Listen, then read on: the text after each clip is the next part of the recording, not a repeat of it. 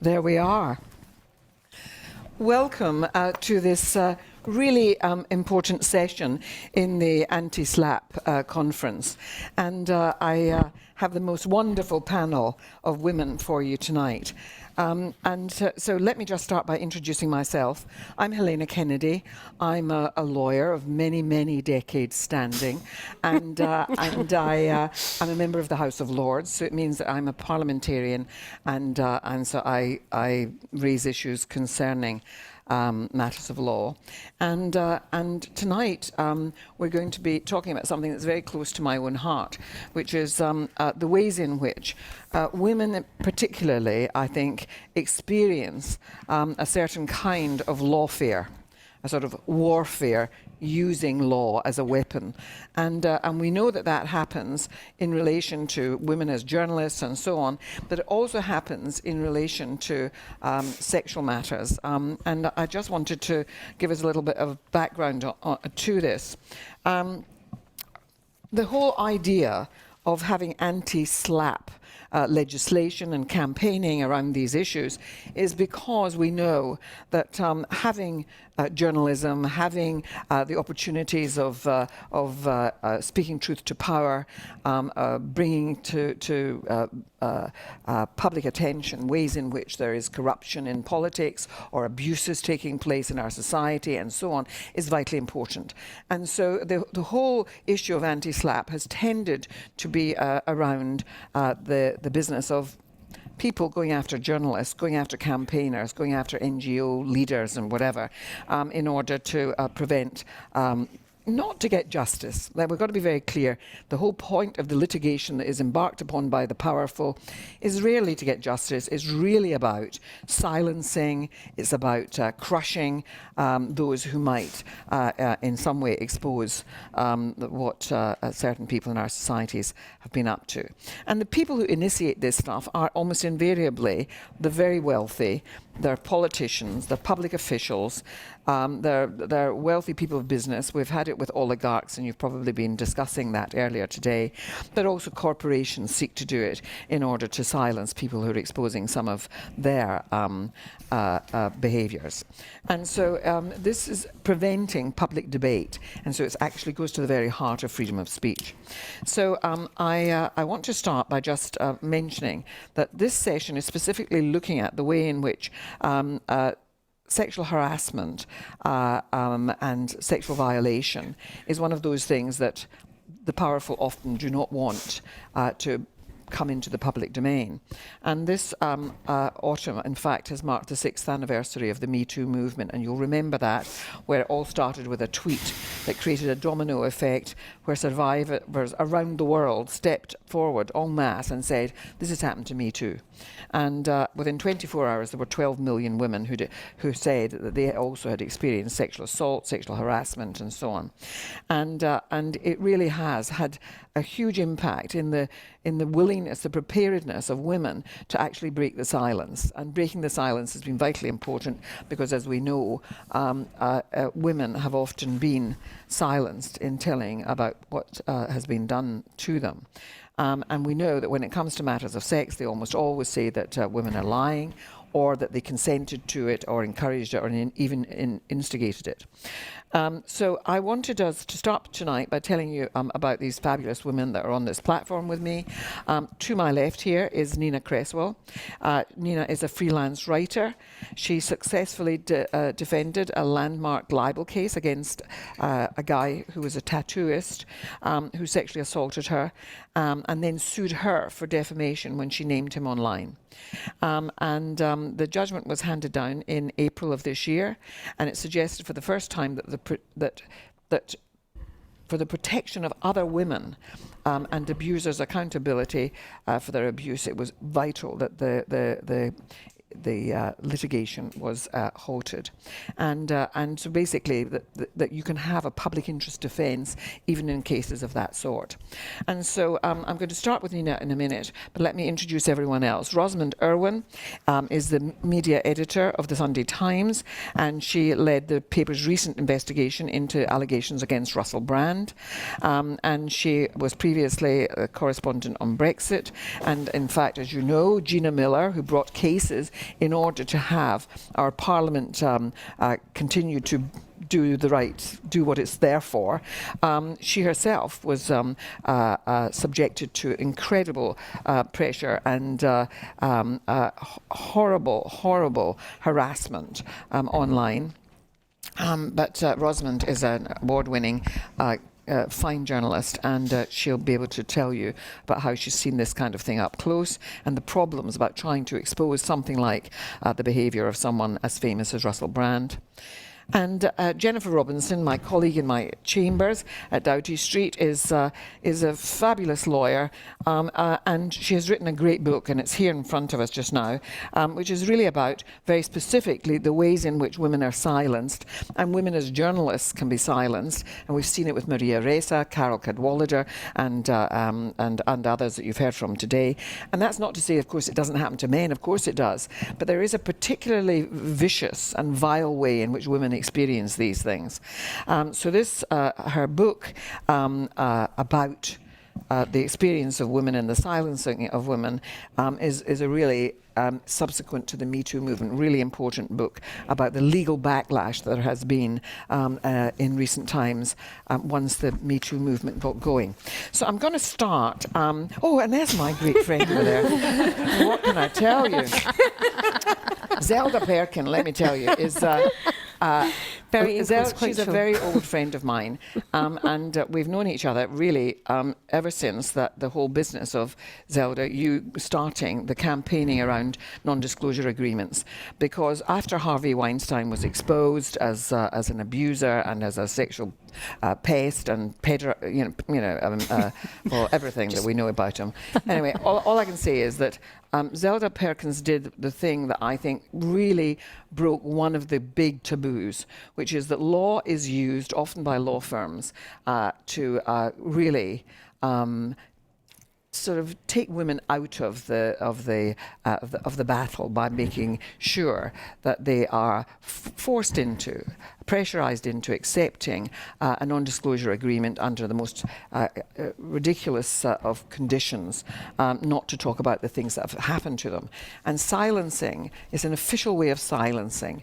And her campaign around non-disclosure agreements has been a really important way of looking at law and how law is abused in this arena, but in so many ways, as we know. So I'm going to start with you, Nina, and to talk about the case that you brought, because it was really an important breakthrough in all of this. And how did it start? So it started 13 years ago now. I was on a night out celebrating finishing my second year of university, and I was introduced to a tattooist who I'd never met before, and this man sexually assaulted me on my way home. So pretty much straight away I did what you're supposed to do. I called the police, and I described the sexual assault as feeling like a nightmare, and the police wrote in their police log, "has dreams of being raped," and said there was no crime here within a mere hours. They spoke to me when I was still under the influence of alcohol. I hadn't slept, and I was traumatized. So I was like, what do you do if the police don't help?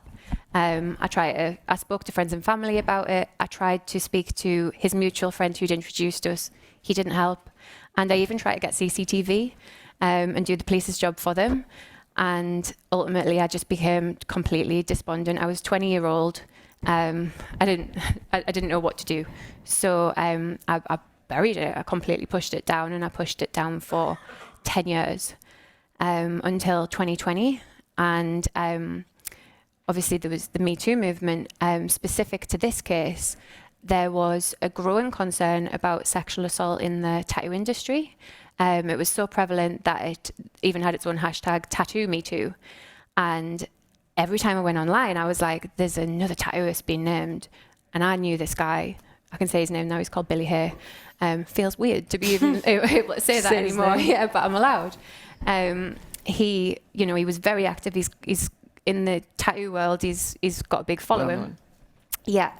And the pictures were, he tattooed men and women, obviously, but women often in some form, state of undress. he's in a position of power. I just thought, what if he did this to someone else? And because I haven't spoken out, I could protect someone. So I did. I named him on social media, and his response to that was to bring a claim for defamation against me. And obviously it had taken 10 years to be able to even say what he'd done, to be hit with this threatening letter. And I know that probably there's a few people in the room who've seen these letters, but I had never ever seen one of these before. And it was implying I was a fantasist. It was saying everything I'd written was a work of fiction, and saying that I had to apologise to this man who'd sexually assaulted me, pay his legal fees and take down the post. And I just couldn't do that. Which I think that most people in my position would say, well, I'm not doing that, I'm not apologising to him. But it's very easy to say that, and it's impossible to actually fight this case. And there was no legal aid available. I had no money, and I just had to represent myself for almost a year. And I was self-employed at the time, and I had to stop running my business because this just took over.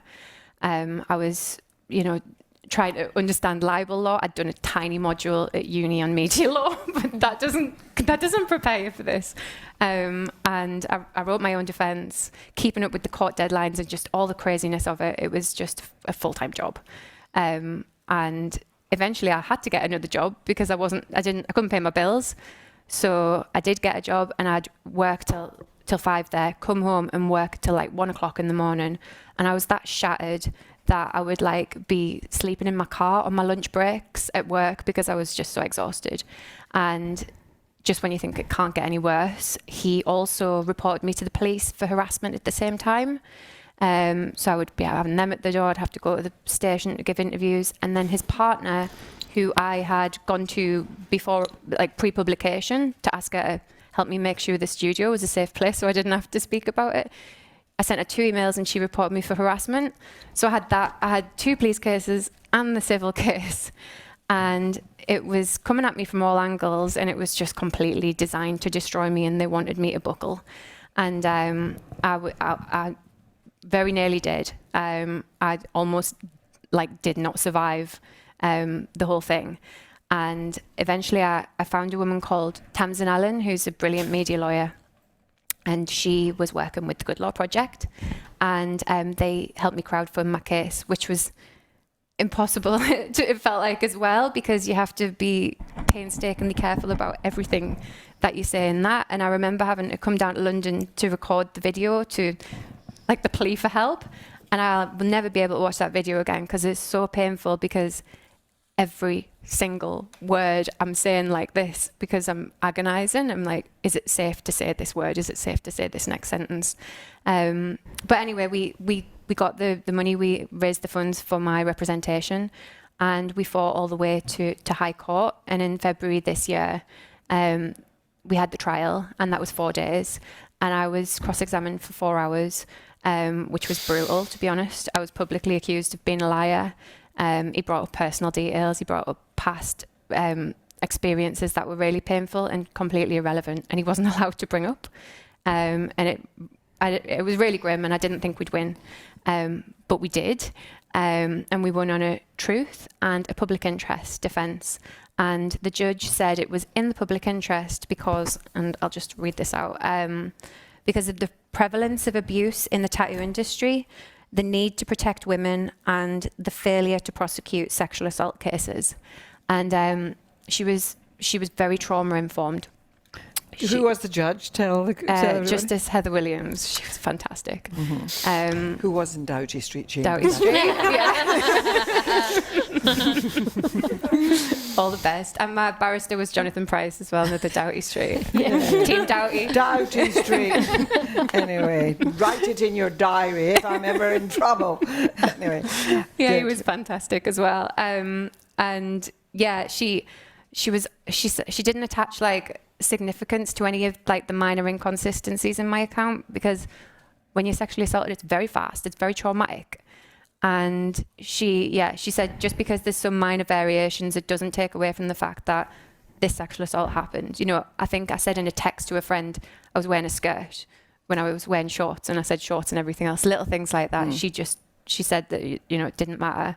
And she really dispelled so many of the dusty old sexual assault myths that they were used all throughout the case and in the trial itself to undermine me. So the case has been, you know, it's been really helpful for others since, and I know that it's been used in a few cases to protect women who've spoken out since. I don't know if I've gone on too long. But I mean, you've laid out the case, and it's really interesting. And I wanted then to give her a round. Thank you.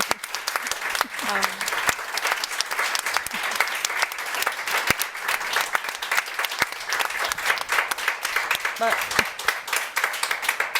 I mean, Nina, the truth is that you know, you must have incredible resilience to have actually been so determined that you were going to do this and did it yourself for such a long time.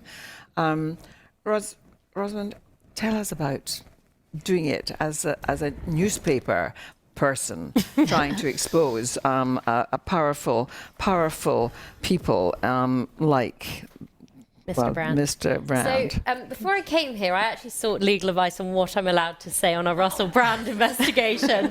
And I mean, that's sort of the funny thing about being here is the answer is I'm not allowed to say very much. So there's a risk of contempt of court. So what I can say, because it's public information, is that he has been questioned under caution by the police. And that is what that stage, rather than where we would have normally thought it would sit, which is when he's charged, that is where they now, I'm being advised, yeah. So I'm going to talk in generalities. But I mean, that does tell you, I would suggest there's something wrong intrinsically there, personally.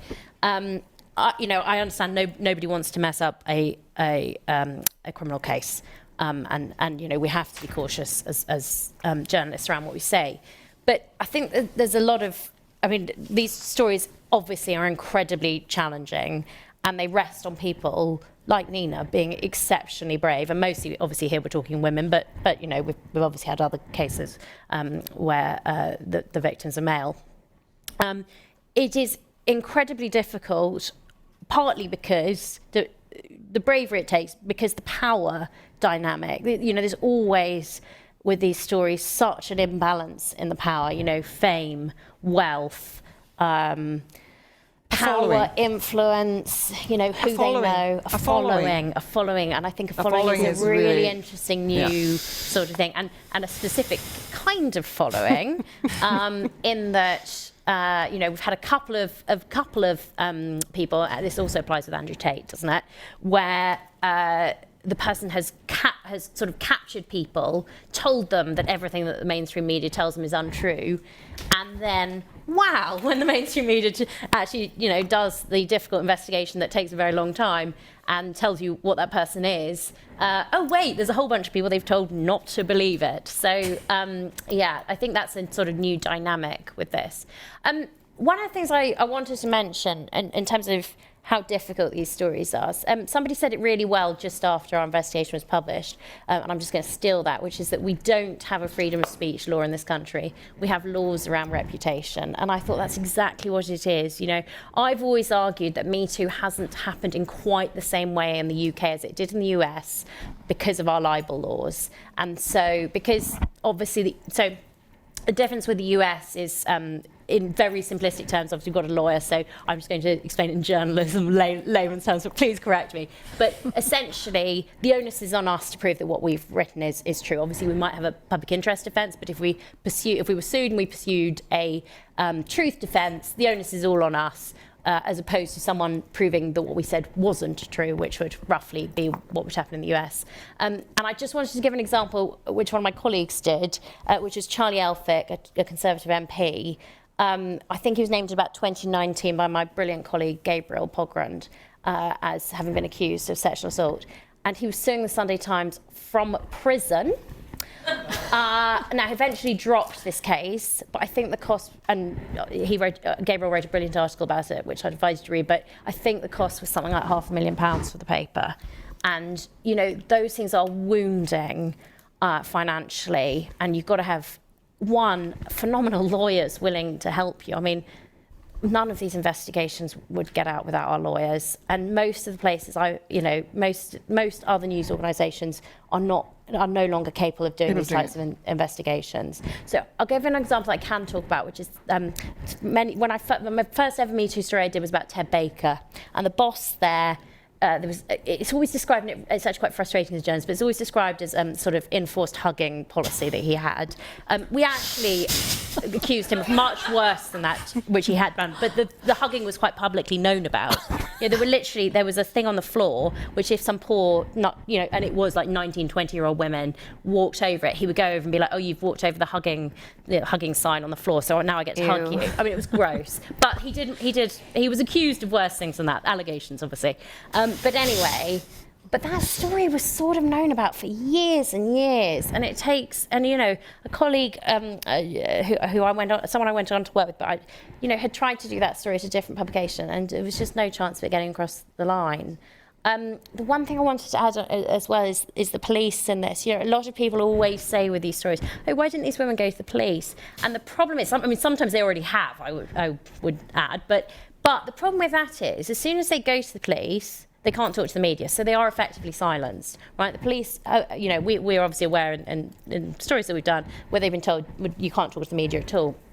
But then the other bit of that is the police don't proactively go out and find other victims in the way, obviously, that we are able, and so as journalists, and so if they want to speak to us, obviously most don't. But the difficulty with that then is you're probably the only person, particularly if you've got somebody who's not preying on people, say in a workplace where people might be aware of other victims. If you've got no awareness, you think, well, it might just be me. Whereas obviously, if you've got journalists looking, they can eventually say, well, you're not the only person. We can't tell you what the other people are alleging, but we can tell you that you're not the only other person. And so I think there are reasons why it is easier sometimes for people, and I think lots of these stories get flushed out by the media, but then the irony is now we're in a position where we're sort of silenced, having obviously done the because the criminal case is coming up. Yeah. I've had my own experiences with the Sunday Times where they did, where I feel that the Sunday Times is actually, for international cases, is actually a very useful paper to go to because it is better off and has resourcing in the way that other papers don't. But for example, and it's important for people to know that sometimes these things cross borders, and so I acted, and I'm not able to I won't name her, but it's a well-known case of somebody who was sexually violated by one of the royals in the Gulf states. Yeah. And we contacted 16 firms of solicitors there, and nobody would take the case, because you can't take a case against a royal because it wouldn't be worth their existence. So the lawyers wouldn't take the cases. And then we actually played with the idea of universal jurisdiction, because it could constitute torture depending on what was involved and whether a person was in an official capacity. And women are not well protected in these areas. It really is not easy, and so it involves you then in a different kind of litigation, a civil suit. But it was worth it. For very powerful men being exposed and reputationally exposed by going to a newspaper that is prepared to take it on, and she was such an impressive witness about what took place. Could I add one tiny thing on that exact story? So I'm not going to name her either, but it was a phenomenal piece of journalism, but also she was a sort of, and quote marks, perfect victim, in the sense that she had done, she was willing to be named. She had done sort of, it's a horrible thing that happened to her, but she'd done sort of everything right. Yes. She'd told people immediately. Highly intelligent. There were text messages. She was incredibly presentable. She when she got out of the premises and the police where it happened to her, she immediately phoned a number of different people. Yeah. And so therefore they had a record of everything. And she went straight to, and then she went straight to the consulate and made a statement at the time. Was advised advised by our own Foreign Office to leave the country because there was a risk that she might be arrested, because although it happened to her, because they would say that she was defaming the royals, one of those lèse majesté type charges that exist in some countries, and so she got out. But I mean, what's the options of what's available to women can be often very limited in these areas. But I'm going to come over to, because you, of course, were very involved, Jen, in the Amber Heard case, and I don't know whether it's one that you're prepared to talk about a bit. I'm happy to talk about it. It's a pleasure to be on the panel with such a brilliant bunch of women who work in these issues and who I've had the pleasure of dealing with, interviewing, who have covered my cases, including Amber's case. The reason we wrote the book is not because of Amber's case, and I'm happy to talk about it. I represented Amber Heard in the defamation proceedings brought by Johnny Depp against the Sun newspaper in this country. So I was asked to independently advise her, and I worked with her for 2 years on the evidence to help the Sun prepare their truth defence to defend that libel action, in which they were successful. The judge found in this country that he was violent towards Amber on 12 separate occasions.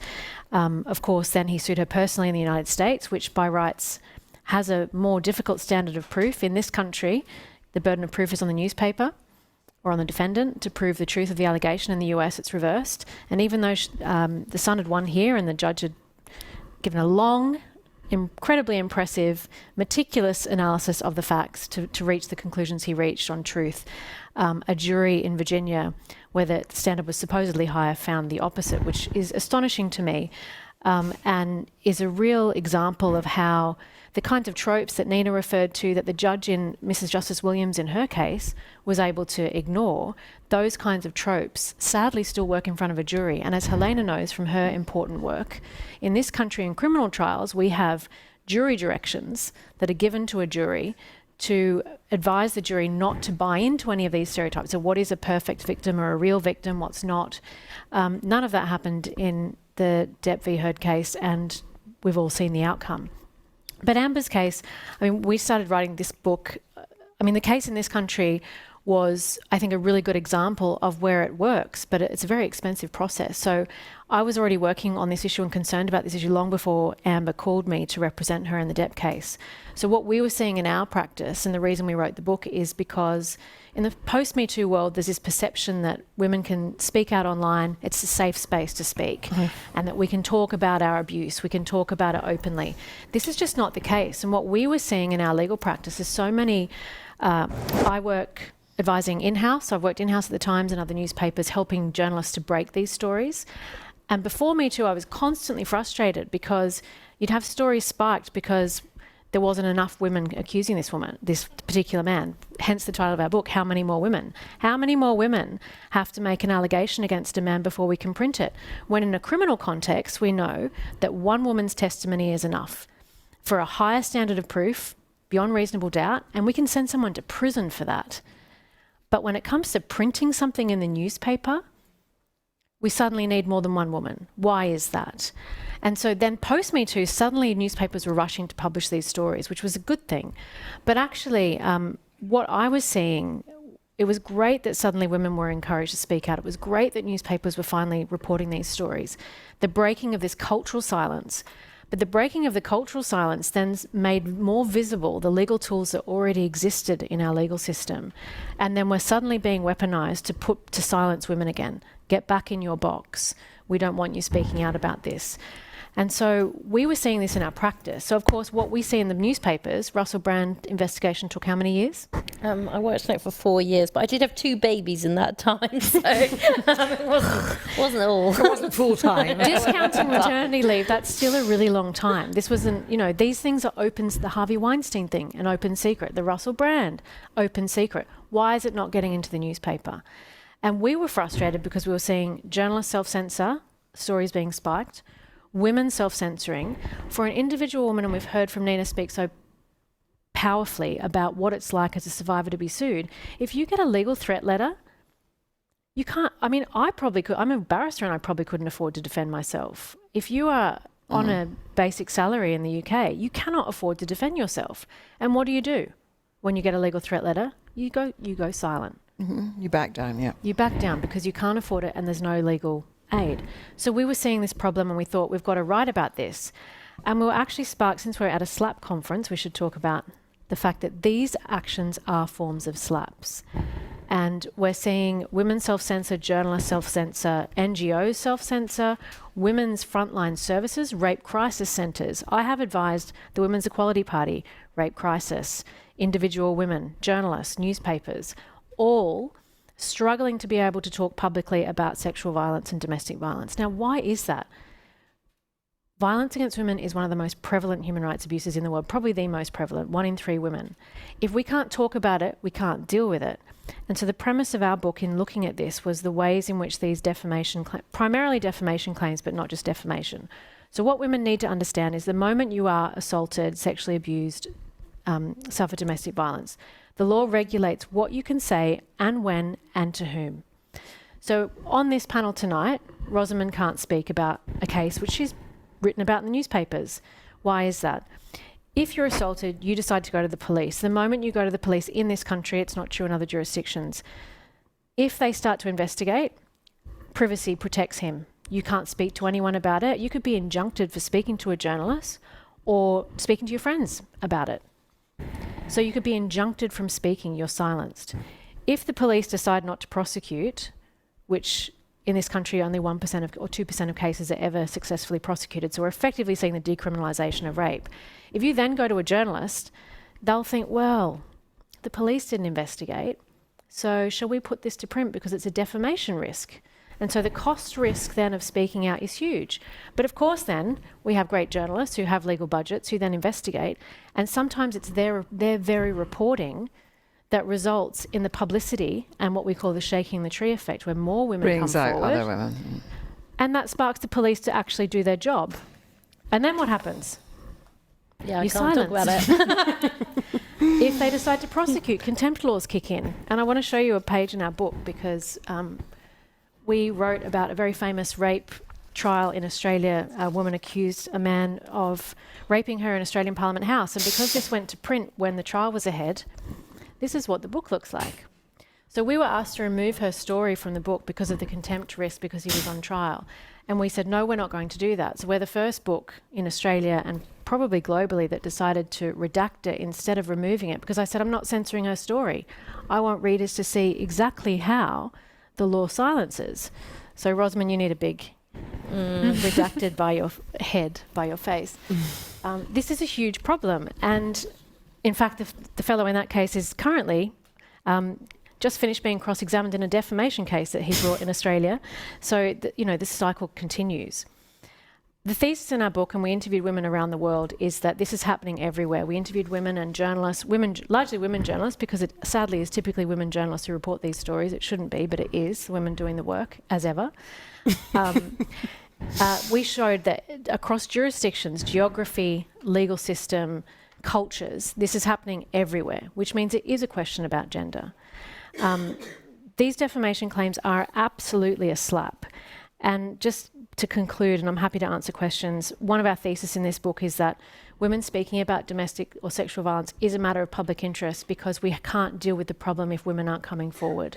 So it is a matter of public interest. And I'm thrilled to say that when we wrote the book, Nina's case hadn't yet been decided, and it's the first case in this jurisdiction where a judge has found that the public interest of defence applies not just to journalists, which is what it was designed for, but to women speaking out themselves. And that is incredibly important and one of the arguments we make in the book.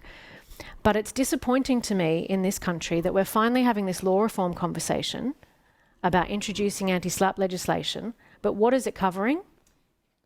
Economic and financial crimes. So violence against women is not as high a priority as protecting speech about economic and financial crimes? That's a good question that we should be asking our parliamentarians. I did. In a debate in the House, I raised in relation to the anti-SLAPP legislation, which the government was talking about introducing, and I raised the issue of the ways in which this is also operates in this field that we're talking about just now. And the guy who was answering, the minister who was doing it in the House of Lords, got very discombobulated because it's under your questioning, yes, of course. he sort of didn't understand how it could apply here. Anyway, he said, "I'll have to reply to you in writing," and their thing was, we're dealing with sexual violence matters and the experiences of women and so on in other legislation, and therefore we're confining this piece of legislation to the economic and financial business and so on. But they really did not want to include this in the legislation. Well, I think we really have to. And just one last point to come back to the Depp and Heard case. Johnny Depp's lawyers sued in Virginia. Now, neither Amber or Johnny Depp are from Virginia. In fact, I think one of them Amber maybe had never been to Virginia, and yet she was sued there. Now, why did they sue there? Because there was no anti-SLAPP legislation in that jurisdiction. Why could they sue there? Because the Washington Post printers are in Virginia, which gives jurisdiction. So Amber the Sun rather, won the case in this jurisdiction on a truth defence based on her testimony. She had to fight the very same case with a lot of important evidence excluded, but the same case in a jurisdiction without SLAPPs. Had he sued her in California, it would have been thrown out, and she wouldn't have had to go through it. And Nina should not have to have gone through what she went through. Yeah, before I move on to the whole problem of non-disclosure agreements, there's been a documentary made about the Amber Heard Johnny Depp case, and one of the things that it brings to light is that in the present climate, again, there's going to be talk about televising criminal cases in this country, and there's nothing that the media companies would like more than to be able to televise Russell Brand in the dock and so on. Old Bailey. Lord. And there really is. I mean, and there are people, for example, in the Labour crowd as well, as who would like to be able to do this because of the commercial interest, and because there's a lot of television companies are very keen on it. And let me tell you that watching that trial in that documentary and seeing the impact of social media and how that played and affected the case, and I mean, it really was shocking. And I hope that when the time comes, if that raises its head again, that we are all of one voice in saying that we do not want criminal cases like this, because that'll be another reason why women will not want to come forward. Absolutely, and I'm glad you raised that, Helena. I wanted to focus on defamation because we're in an anti-SLAPP conference, but the issues that arose in Amber's case about online harassment, the way her trauma was served up as for public consumption and to be monetized the way it was by the world, it was horrific. Now, it was absurd that the judge in that case even allowed the case to be televised the way it was, and with no special measures for her when giving evidence of sexual violence. So she gave evidence of sexual violence in this jurisdiction, and we insisted that the Sun apply for special measures for her. So that evidence was heard behind closed doors. The judge made findings on it, which are now public because they were made public through the US proceedings, and found that he did in fact sexually assault her in the ways that were reported in the US trial. But that she had to give evidence like that in broadcast to the world, and not just broadcast to the world. I watched it. I don't know if anyone else did, but the YouTube live comments were turned on. That's and right. So just misogynistic comment after comment after comment was popping up as I'm watching her give evidence. And they also did a thing where what happens now and what is possible now is that you can replay over and over again, and you can also play with the appearances of people and all that sort of thing. And there was a lot of that stuff went on in the most ugly way possible. So Zelda Perkins, you've been campaigning ever since the Me Too moment. Tell them first of all about your experience of having an NDA and your battles since. And being forced to become an accidental campaigner. So yes, thank you. Hello. I am on a panel with lots of fierce and wonderful women. I think probably most people here know a broken NDA with Harvey Weinstein, which was taking right back to the very beginning. The assault that happened was reported to me straight away, and I immediately tried to do something about it. You were not the victim. It was a colleague at work working for me. And it was her second time meeting Weinstein, and he assaulted her, and she came to me, and I went to Weinstein. Anyway, we made ourselves constructively dismissed, which is what the Citizens Advice Bureau told me to do, because I didn't know what to do. And we went to lawyers, thinking that we were going to take a criminal case, and I was very quickly disavowed of that fact, and told that really we didn't have a leg to stand on, and that this was just a simple damages situation, and that we'd be paid some money and we'd be given a reference and we could get on and everything would be fine. And there was no point in trying to fight it. One, because it happened outside UK jurisdiction, and two, because we had no proof. Now, I'm not trying to belittle the experience of my colleague or of any of the people that were assaulted by Harvey Weinstein, but to be honest, for me, the real trauma and horror came when I went through the legal process. What happened with Harvey was an example of a badly behaved man, which sadly, I think, certainly back in the 90s, and I don't think that we're exclusive to the 90s, was not that unusual. And the fact that everybody says, oh, well, everybody knew, what did everybody know? Everybody knew, just like whatever firm that you started at, they'd say, well, don't go into the photocopy room with Bob. That's what everybody knew. Everybody knew that Harvey was a bully, that he would behave inappropriately. Nobody knew that Harvey might rape you or was raping people. And so as far as I was concerned, this was a poorly behaved man. However, a poorly behaved man because he was allowed to behave like that by all of us around him. And when I say us, I don't just mean those who worked at Miramax or dealt with Miramax, I mean culturally and societally and legally. And that was the real bomb for me, because when I actually went and spoke to lawyers, it was the legal process that stopped justice being me having access to justice. And as a fairly privileged middle-class girl, I had great faith in the system and the establishment, and I presumed if I went and told the grown-ups what had happened, the right thing would happen. And for me, the really shocking thing was discovering that it was not that what we said wasn't true. That was not the issue. And that was played out because Weinstein even basically admitted in the offices of Allen and Overy on the day of our signing the agreement that he had committed a crime and that he didn't know what consent was. However, I sat in that room with 6 or 7 erudite legal advisors and lawyers and QC.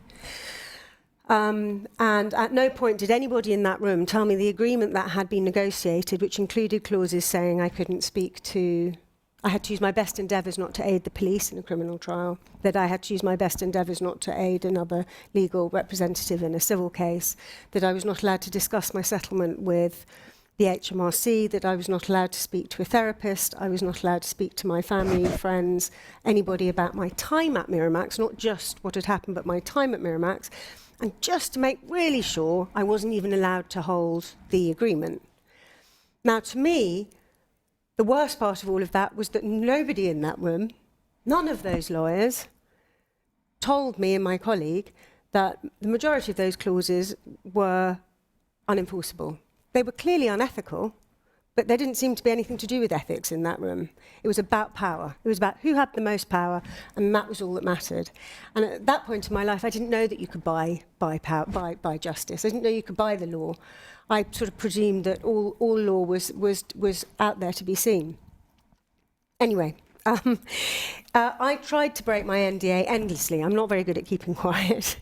I had to move abroad because I was at risk of putting my life, my family's life, and other people's life, it felt like, in danger because I couldn't be quiet. So I went and lived somewhere where nobody knew who Harvey Weinstein was, let alone cared, in Central America. And over the ensuing 20 years, I was persistently approached by journalists who knew some of the story but not all of the story.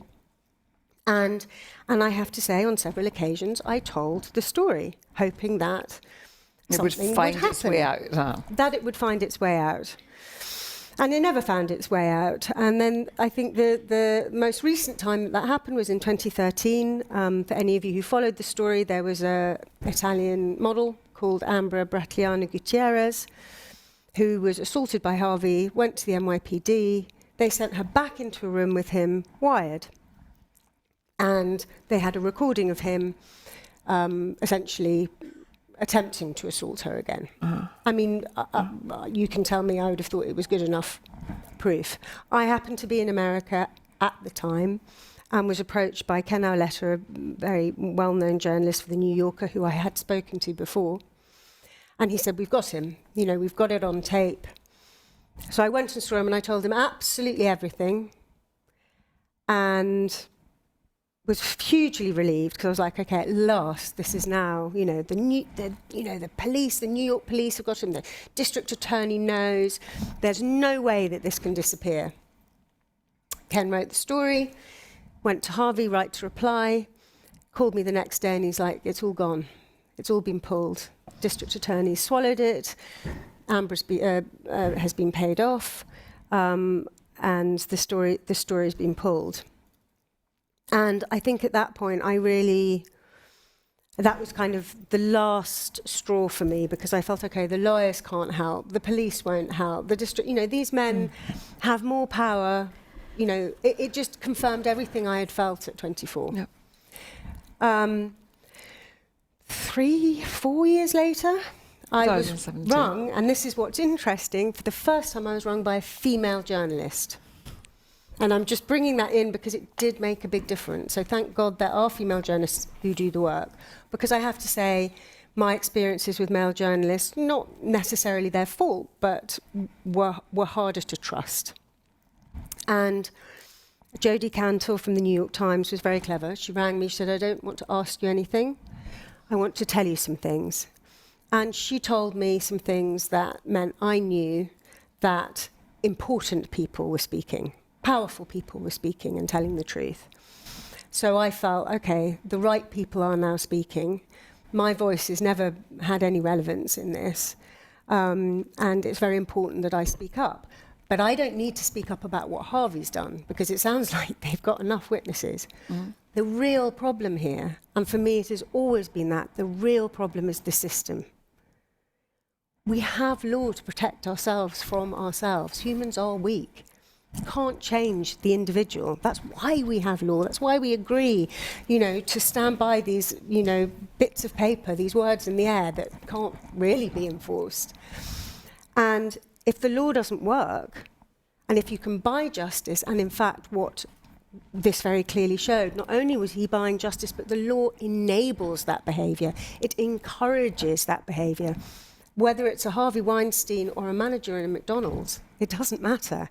Where there is any power dynamic, if the law always lands on the side of those who can afford it, then the law's not working. And that was the most heartbreaking thing for me, and for me it was the most important thing that people understood from this scandal.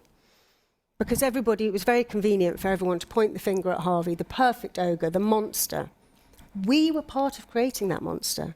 We were part of creating Russell Brand. You look at the footage from that documentary, there are hundreds and thousands of women as well as men laughing when he makes rape jokes. We are all responsible. We also have a responsibility to improve the integrity of law. And that is what I'm trying to do with Can't Buy My Silence, which is the campaign that then was born out of this experience. When I spoke up in 2017, there was a lot of movement because I was surfing the sort of wave of Me Too, and I was very, very, very fortunate to have that. And ironically, I still say to everyone, the only reason I'm in the room is because of Harvey, because people are interested in Harvey. They're not interested in Claire Laycock and Manuel Cortez.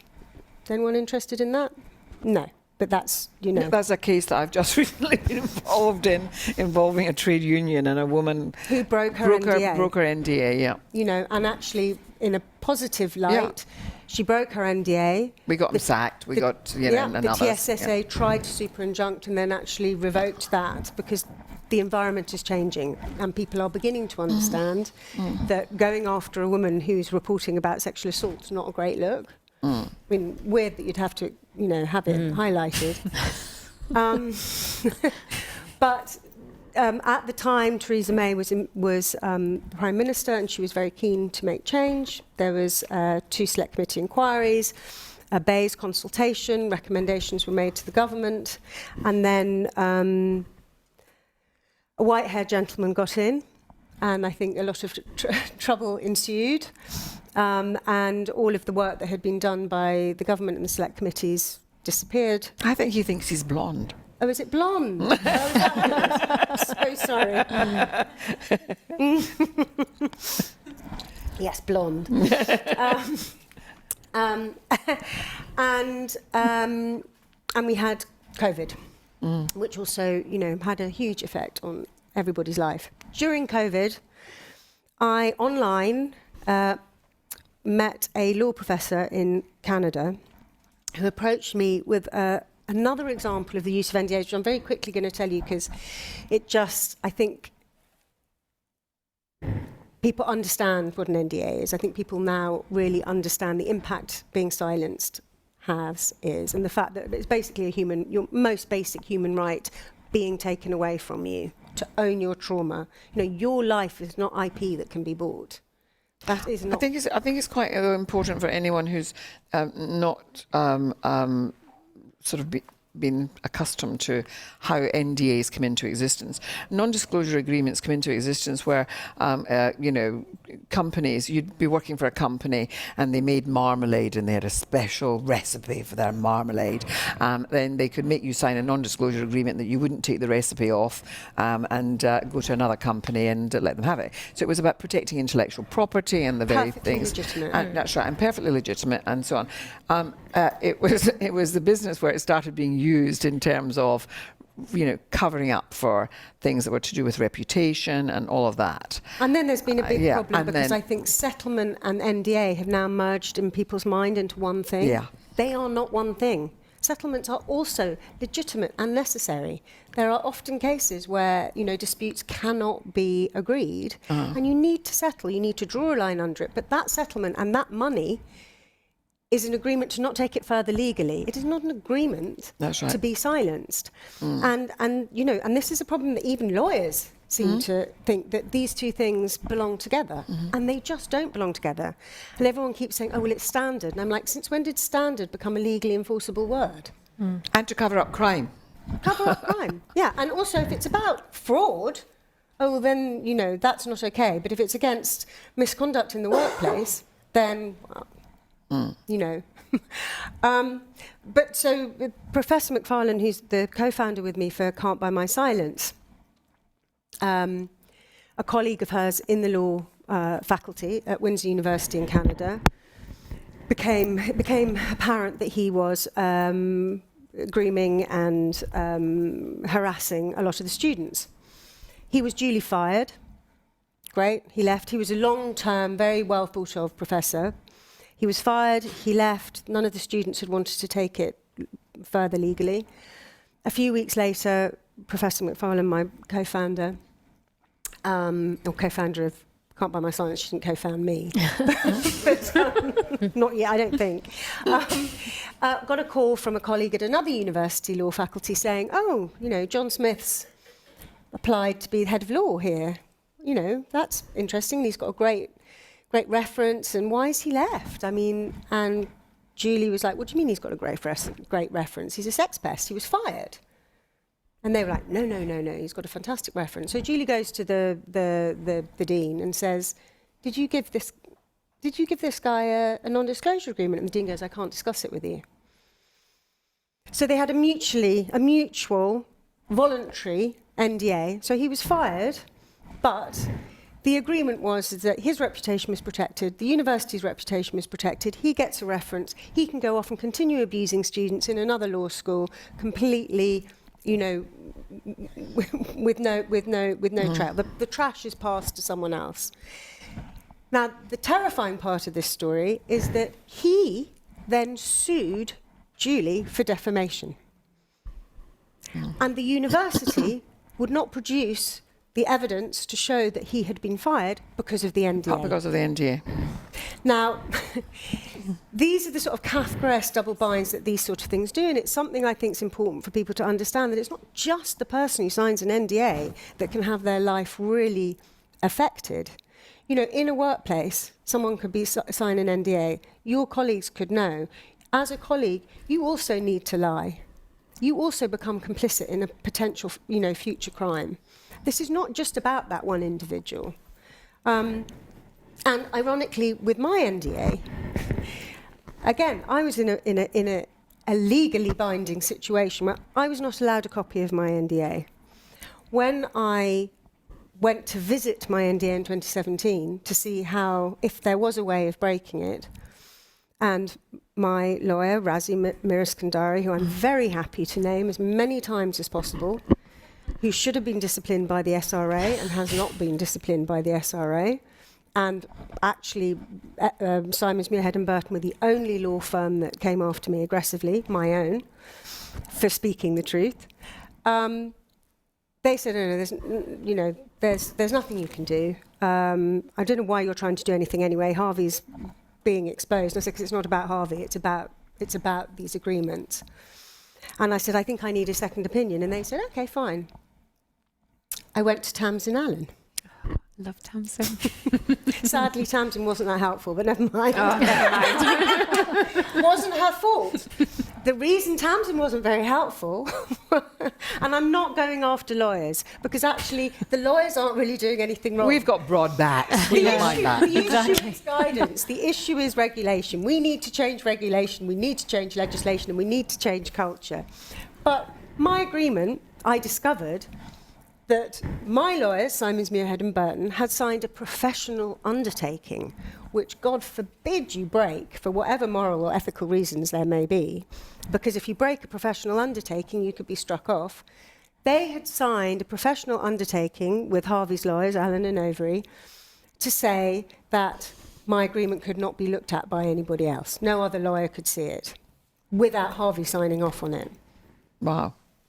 So Tamsin couldn't get my agreement without signing a similar agreement if she'd been able to get permission. So eventually I was introduced to Geoffrey Robertson, and we're back to Doughty Street. Doughty Street, full circle. Who was, I have to tell you, the first lawyer who said to me that my agreement sounded unenforceable. Now, at this point, I'd spoken to many of the very large law firms in the UK.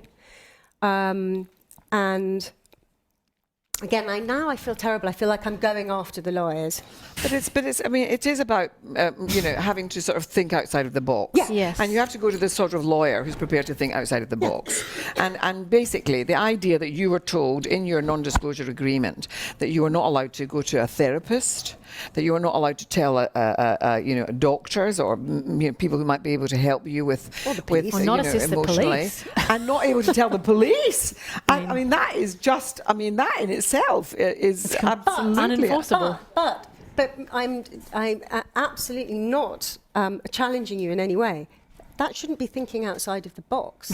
No, of course it shouldn't. But that's the point. But all the others were busy sort of saying to you, well, that's how it is, you know, and that's the part of the problem is to sort of accept some of that stuff. Yeah. And I think that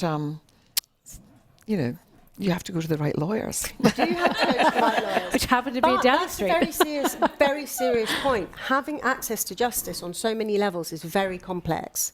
And I think the call for evidence, which the LSB, who are the oversight regulators of legal services in England and Wales, they've done a call for evidence this year into looking at the behaviour, the conduct of solicitors around making NDAs. And I think this is hugely important because I've been pushing really hard to try and get guidance change. And the Law Society, the SRA, everybody's put out warning notices, but warning notices aren't guidance change.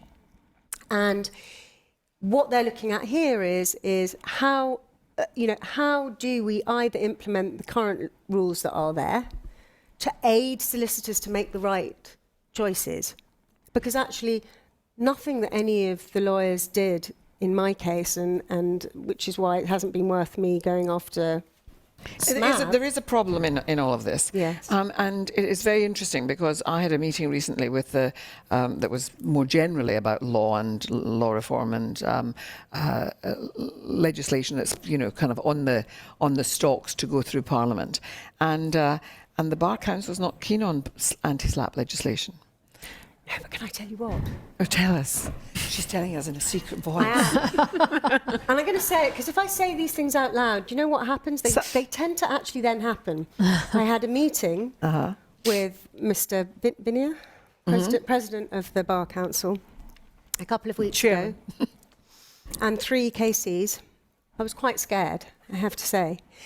By the end of the meeting, they had come round. They made a promise to me that they're going to write to the relevant ministers to say that legislative change around NDAs needs to be made. Right. Now listen, whether that happens or not, we don't know. But the point is that there are incremental shifts happening. And I think that's why it's so important that a conference like today is happening and that people continue to push, because there is change happening. Mm-hmm. There's change happening culturally. I was saying to Jen earlier, I've had in the last 18 months, 5 people that I've worked with have broken their NDAs. And actually, again, because of them breaking NDAs, it means the press can report fully and accurately. And none of those women have had legal repercussions. So the environment is changing. But there's a long way to go. I think there'll be a way to go. I mean, there is a case that Harriet Wistrich, who runs the great sort of women's justice organisation, tells us. I mean, I was present when the woman gave the account of how she was contacted online on Facebook or something by a woman who says, "I've started dating your ex-husband, and I just want to know, is there anything that you would tell me about him?" that I need to know. His shoe size? And she said, I should tell you that he did try to kill me. And obviously the woman then said, I've spoken to your wife, your former wife, and she's told me that you tried to throttle her once, you tried to strangle her. And he sued her. He sued his former wife. And I have to tell you that if you read the judgment in it, it's an absolute shocker. A man called Miskin, who's known to some of us, not Miskin. Mr. Justice Mitting. Mitting. We opened the book. It's Stalker and Stalker. You got a stalker. Yeah, we opened the book with it's a shocking judgment, honest to God. He says he was obviously just holding her still by the throat.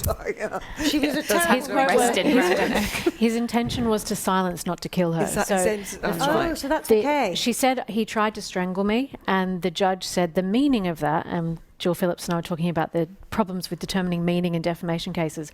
He turned to the criminal legislation at the time, and strangulation was to forcefully constrict someone with the intention to kill. And so even though she had evidence that there were red marks around her neck, the police saw it, the judge found that she hadn't enough evidence to prove that he had intended to kill her. So he had intended to silence her by grabbing her around the throat, but not intended to kill her, and she lost. It took 7 years to win. Yeah, she lost the case. But the point about, I think, NDAs to make is while women are breaking them, which is really important, and I'm so glad they are, and it is becoming, we interviewed Zelda for the book and a lot of lawyers in different jurisdictions, and the mere use of NDAs is becoming not a reputation management tool anymore, but a reputation management risk, because the fact you have an NDA indicates there's some problem. But the issue is, as you know, Helena, the law hasn't changed. No. So we haven't had a decision since the Philip Green case, ABC and Telegraph. That stands. And the problem with that decision is that it keeps women in silos of silence, which is the problem with NDAs. So basically in this country, contract is king. So if you're in Zelda's position and you've signed an NDA, but you want to speak out and you've received settlement, the courts will uphold your NDA over your free speech. And the only situation where they might consider overturning an NDA is where there's a situation of repeat offending. And my question to the court is, how the hell do you know if there's repeat offending if they're all bound by NDA? If nobody's able to sort of... So it's chicken and egg. And that's why I think legislative change is actually so important, because women shouldn't have to take that risk. Zelda took a huge risk. The woman at the trade union took a huge risk. Yeah, she did. Yeah. Right, I'm going to open this up to our audience who are full of questions, I'm sure. Look, a hand's up already there. 2 hands are You're up. a stooge. Great. You're a plant. Can we get a microphone to a colleague in the second row? Yeah. Hi, my name's Isabella Bogue-Taylor. I'm at RPC, we're a media defendant firm.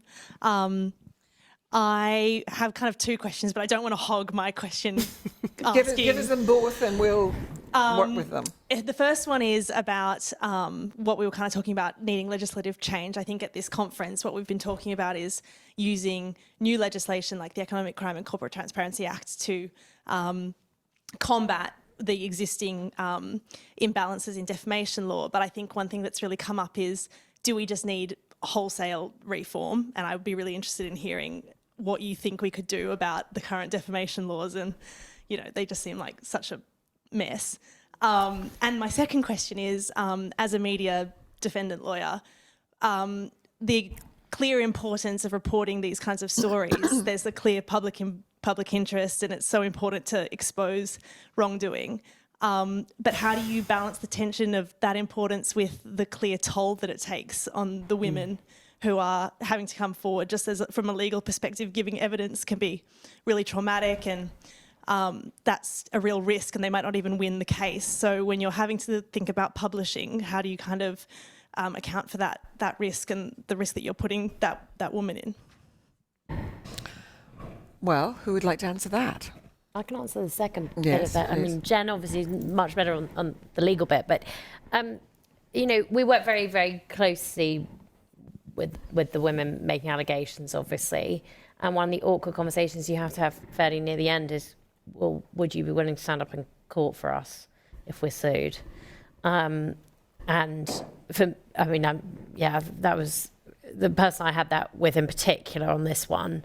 And there was one where, because obviously what we're going to be defending is against the top level allegation, so everything below that is sort of an irrelevance. So not everybody's evidence would ever even go to court if that happened. And obviously we could pursue a public interest defence, which would mean that we'd be on the stand. But if we pursued a truth defence in one of these stories and we were accusing someone, say, of rape, then we would need a woman make that allegation to get on the stand for us. And that is obviously something we can't hold them to. So we're asking, would you consider this? You are not bound by this. And that is, I think, I just think you have to be so delicate and obviously you have to say that they're allowed to say no further down the line, which is obviously slightly terrifying as a journalist, because you say, well, would you in theory do this? But we can't hold you to it because, they might be at a different point in their lives. I mean, people's lives move on. One of the really big difficulties always is, you've got to be at the right moment in your life to speak out. And you get high dropout rates, understandably, with these stories because something happens, they have a baby or they get married and their partners are always telling them not to do these stories, in my experience. And understandably, I'm not, I get it. And we had a very blunt conversation at the end of, if I talked to a friend about this, would I tell them to do this? And I think I would, but I think bloody hell I'd tell them to pick the right person to work with. One of the things I was very conscious of, so TV has a lot of sort of, what I would think of as sort of box ticking around how they handle sources.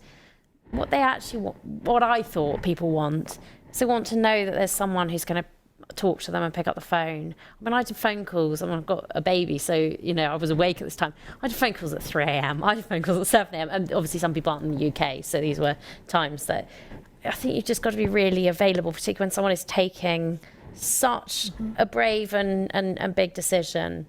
And you've also got to be really conscious that these things are very difficult. And also working out what's difficult for each person, because the thing that really has struck me always is that the thing that is hard for somebody, there are particular things and it won't be the same at all. So some people are willing to share every bit of information apart from, their name at first, and you have to get them to a place.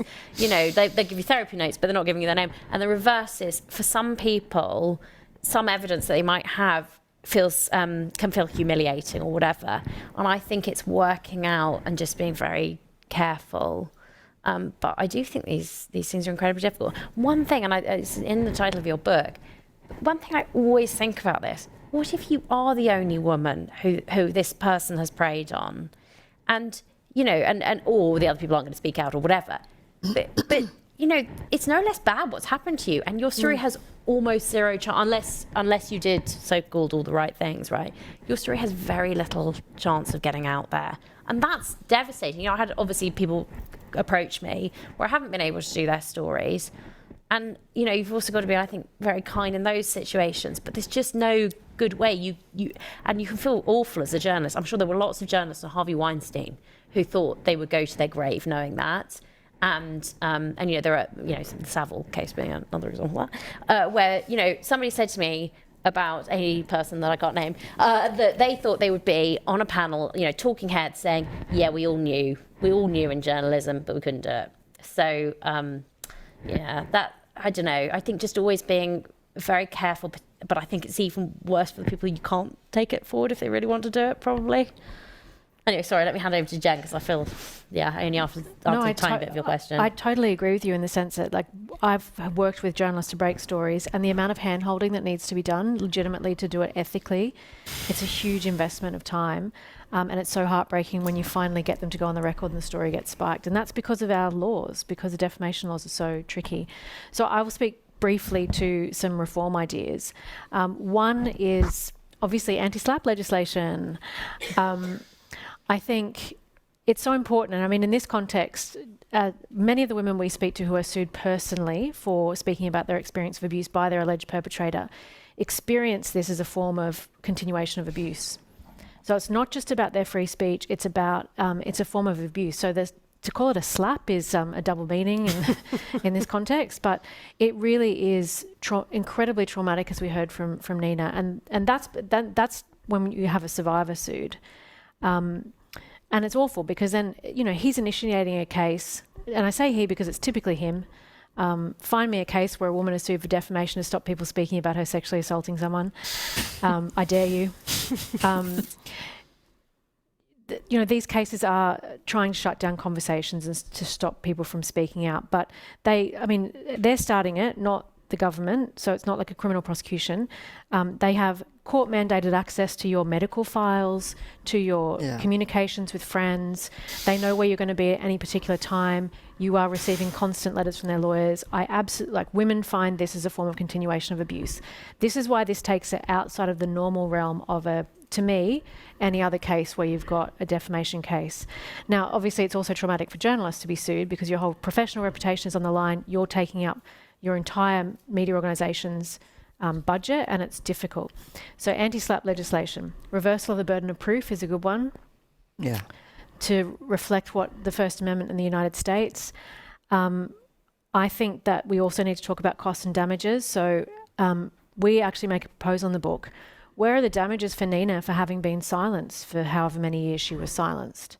Let alone the fact that you could defend a case successfully and still have to pay legal costs because you won't get indemnity costs. You get inter partes costs that don't actually cover how much it costs to defend your truth. And what does free speech mean if you can't afford to defend it? So we have to start talking about the cost of these actions, how women can be protected, how journalists can be protected, better protected, whether that's anti-SLAPP legislation or thinking about how we manage costs in these cases. But I think people who are sued and silenced, if you win a case, you just don't pay damages and you get some of your legal costs back. You don't get damages for having been silenced and having to go through this entire process. So I actually think we should be either changing the way that compensation works or counter-suing, which is an American kind of practice. I don't even think I've got my legal costs, but I don't think, because it was Crown-funded, I've got nothing from it. One of the most interesting things that we learnt, and which perhaps you could have done, Nina, and more women should do, is we started to see around the world, and Amber ended up doing this in her case in the US, where women are suing back. So if you get sued for defamation, they are saying you lied about your experience of sexual assault. That's defamatory. So sue them back. Is that what Eugene Carroll did? Well, that's never been done here. Not been done here. Is that just simply because no one's thought of doing it, or is it that there are inhibitions on it? There's no reason why you couldn't sue if you said it. Well, if you said it publicly, because typically you'd only say it in the court. there's no reason why you couldn't sue. We wouldn't call it a counterclaim in this jurisdiction. It'd be a separate suit that I presume would be heard together because it's the same facts. But why not? And in fact, when I was telling, for example, I interviewed an Indian lawyer who was defending a lot of these cases in India, which is a huge problem. I told her this strategy. She said, "Brilliant! I'm going to start doing it." And so I think talking about some of these different legal strategies and campaigns against this stuff, which is important, because as lawyers, we could defend these cases all day long, and it depends on the cases that come across our desk. But it takes campaigns. Yes, please. Hi, I'm Dr. Kiran Hassan from University of London. Sir Tim Lee Berners, who invented the World Wide Web, said, the web is not working for women and girls. And Professor John Norton from Cambridge University very recently said that AI is created for women, AI technology is being created by men in Silicon Valley and across in China, somewhere else. I think Zelda actually had a point. We need to think of additional strategies in changing the culture of how women are being targeted in media as well as social media spaces. This is especially in the global south. And I think the top-down approach may be very helpful in taking the high-profile cases. But I think it might be useful for mainstream media platforms to provide anonymous kind of hubs where women can actually, come up with their kind of case stories. And, for instance, Guardian has an anonymous kind of column every time. Maybe Sunday Times can come up with something where there is a kind of weekly or daily column where some woman anywhere in the world can come up with some kind of harassment that she's faced in any specific area of life. Storytelling. Yes, there is no doubt that, one of the things that's become very clear to me in having, reached this stage of my career is that justice has to take different forms. And one of the things about sexual violation is about disempowerment. It's the way in which women end up feeling so powerless. And it's to find ways in which you can re-empower women. And that might not always be about winning a case or getting the guy jailed or whatever it is. Sometimes it'll have to be in other forms. And I think that we have to be creative about that and getting opportunities for creating spaces for telling the stories. But we also have to remember that we do believe in due process, that if there's going to be consequences for people in terms of liberty or in terms of loss of property or whatever, then there have to be processes that allow for people to say, well, actually, it wasn't quite like that. You do need to have those things. I've always said that Me Too, for me, was about civil disobedience. It was just like, what did the suffragettes do? They threw bricks through windows, and it was a kind of metaphorical brick through the window of the legal system of women saying, you offer as a process, it doesn't work for us. You don't listen to us. We're silenced. We don't get to be believed, and so as a result, we're actually taking a brick to it, and we're going to use social media to actually call these guys out. And that was what it was. These were acts of civil disobedience, and of course, women are paying the price for it, as folk do when they deal with the failures of society through civil disobedience. But sometimes civil disobedience is the thing that's necessary. Well, certainly, just as you were saying, quickly, just to say, on our website we have an anonymous. You can talk about your NDA anonymously, and actually, it's been one of the things that, interestingly, has been hugely powerful for the people who've written their stories, because for most of them, it's the first time and only time they've ever told their story. And we have people who make sure that the stories are completely anonymous and they're not able to be recognised. But it's amazing, the majority of people who come to me, and I have a huge amount of people who come to me every week, most, and the majority of them are women, they don't want to speak about it publicly. They don't want to go to the press. They don't want to even speak about it necessarily to their colleagues at work. They just want to be able to own their own trauma. And I think this is the thing that's so disturbing about, you know, this form of silencing, because it is a continued assault and abuse every single day for the rest of your life. Yes, please. Hello, my name is Jessica Nivonin from Index on Censorship, and I also co-chair the Anti-SLAPP Coalition. Thank you so much for such compelling testimonies. I think it's such an important issue, and it's really important to show that SLAPPs are so much, you know, beyond oligarchs and economic crime, as we know. Maybe this is a question for Jen in particular. So I think in the coalition, in the Anti-SLAPP Coalition, we have been speaking and thinking about, you know, counterclaims or countersuing. But I suppose there's two issues that we kind of come up against. One is obviously costs. Is that, you know, once basically all the money is spent when you're done defending the case, and then you have nothing more to give, you know, financially to take a counterclaim. But secondly, if you do have anything else to give financially, do you actually want to spend any more time in a courtroom after such a grueling experience? Mostly no. When we have spoken to, I remember one of the journalists that we spoke to about it was actually Elliot Higgins, who was thinking about countersuing Prigozhin, and obviously that wouldn't really be possible, you know. So at this stage, but yeah, it is something that we're thinking about. And the other thing is in the anti-SLAPP legislation, we would like to see punitive damages, so that SLAPP litigants would be forced to pay basically through no other further legal actions like a counterclaim. So that is something else. But I'd be really interested in your thoughts about how we could overcome that. Obviously, crowdfunding maybe potentially, but is there any other more creative options that we should be looking at? I'll address that very briefly, because I feel like I've spoken a lot on the panel.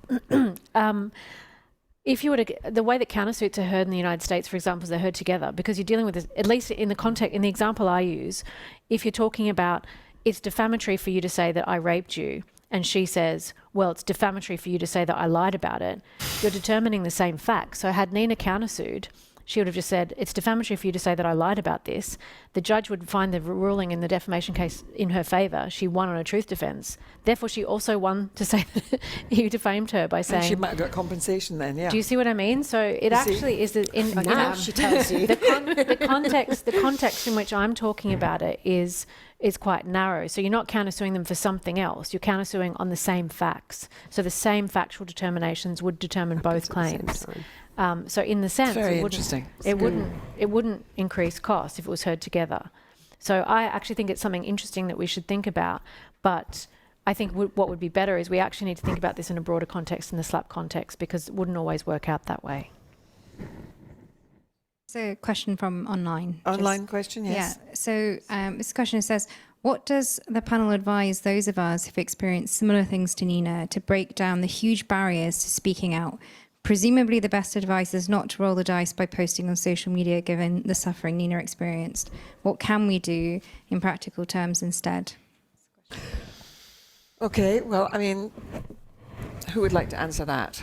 Do you want to What would make Nina? it easier, I guess, is a cultural shift. If people were more educated on, you know, those sexual assault tropes that we were talking about before, it would make it a hell of a lot easier, because even when I spoke out about it, I was embarrassed.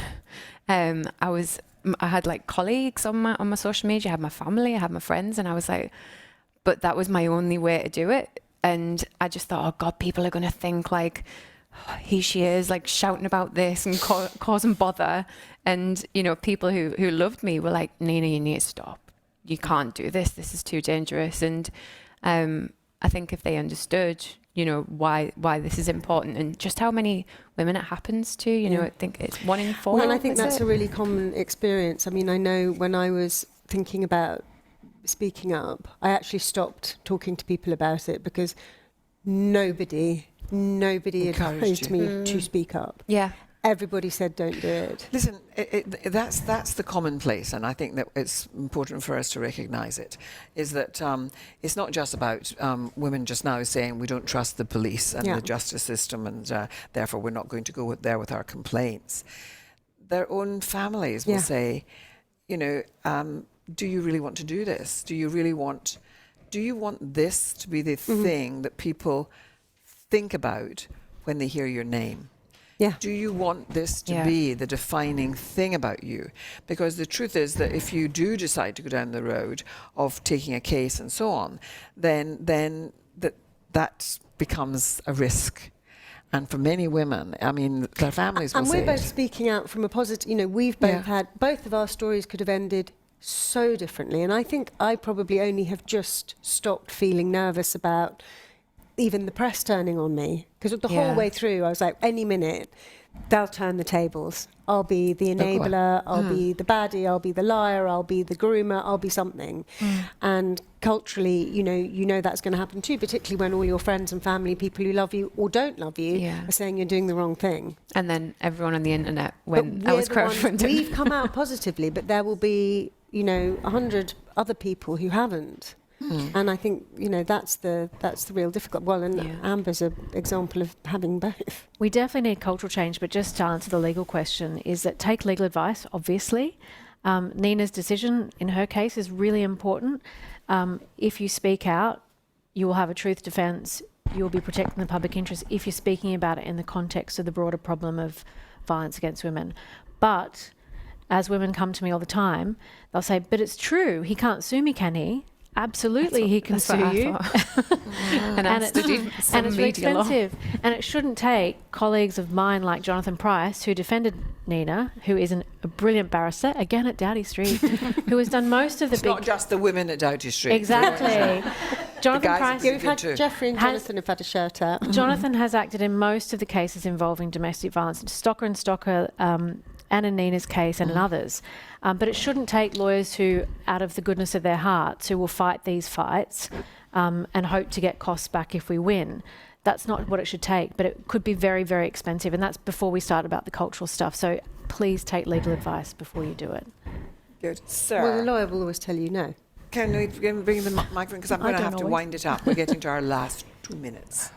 Thank you. And Nina's spoken powerfully about the judge being quite informed and receptive and engaged on these sort of topics, but as you were mentioning with Stalker and Stalker v Stalker, there wasn't that same conversation. There's been this long conversation about how equipped judges are to engage with trauma, sexual assault, rape, and avoiding those tropes. But what progress have we made, and what progress do we need to make, and what are the barriers to that? Because it feels, the worrying thing is, Nina's outcome is incredible, but it feels almost like it could have been differently if it was a different judge, and that's really alarming to feel. Well, listen, nowadays there is far more judicial training than there ever was. I've spent my life arguing for judicial training. I've practiced at the bar for 50 years, so I have seen a huge change in the judges and how they, because judges did say, women contributed. There was contributory negligence by wearing short skirts. They